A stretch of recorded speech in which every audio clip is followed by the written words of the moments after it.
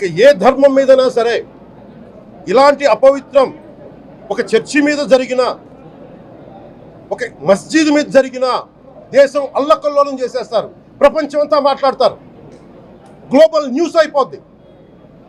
కానీ దేశంలో కోట్లాది మంది హిందువులు అపవిత్రమైతే, ఈ ప్రసాదం అపవిత్రమైతే ఒక్కరు కూడా మాట్లాడకూడదు, ఇది సెక్యులర్ వ్యవస్థకు విఘాతం అంటే హిందువులకి మనోభావాలు ఉండవా?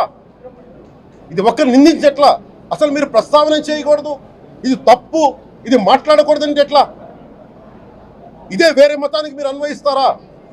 నేను అన్ని మతాలని సమానంగా గౌరవించేవాడిని, ఇస్లాంని గౌరవించేవాడిని, క్రిస్టియానిటీని గౌరవించేవాళ్ళం మేమందరం.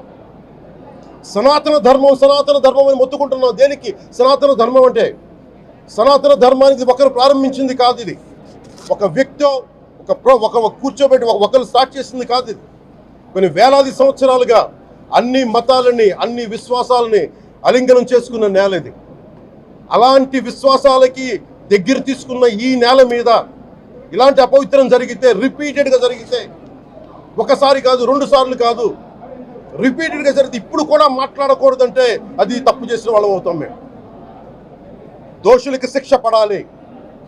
ఫుడ్ అడల్టరేషన్ ఇది మేము కాదంటలా. టీటీడీ బోర్డు, అప్పుడు టీటీడీ బోర్డు బాధ్యత తీసుకోవాలి.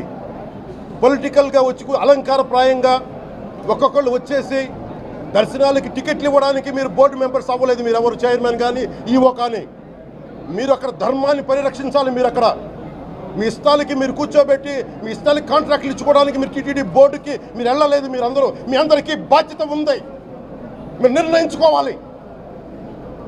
ఎవరికి కోపాలు రావు, ఎవరికి వేదన రాదు, ఎవరికి బాధలు రావంటే కుదరదు. వస్తాయి బాధలు, వేదన ఉంది, మాట్లాడతాం. మర్చిపోకండి ఎవరు. గత ముఖ్యమంత్రి గారు కూడా నేను చేస్తా ఉన్నాను, జగన్మోహన్ రెడ్డి గారికి కూడా. ఇదే చర్చికి జరిగితే మీరు ఊరుకుంటారా? ఒక మసీదుకి జరిగితే ఊరుకుంటారా? ఒక తిరుమలకు జరిగినప్పుడు ఎందుకు వెనకేసుకొస్తారు? రాకండి. ఏ మతం మీద దాడి జరిగినా సంపూర్ణంగా నాతో సహా మేము ఖండిస్తాం, బయటకు వస్తాం. ఇస్లాం మీద దాడి జరిగితే మేము మాట్లాడతాం, క్రిస్టియానిటీ మీద దాడి జరిగితే మేము మాట్లాడతాం, హిందూ ధర్మం మీద, సనాతన ధర్మం మీద దాడి జరిగితే కూడా నేను మాట్లాడతాను. ఇది మొదటిసారి కాదు, మేమందరం మాట్లాడతాం.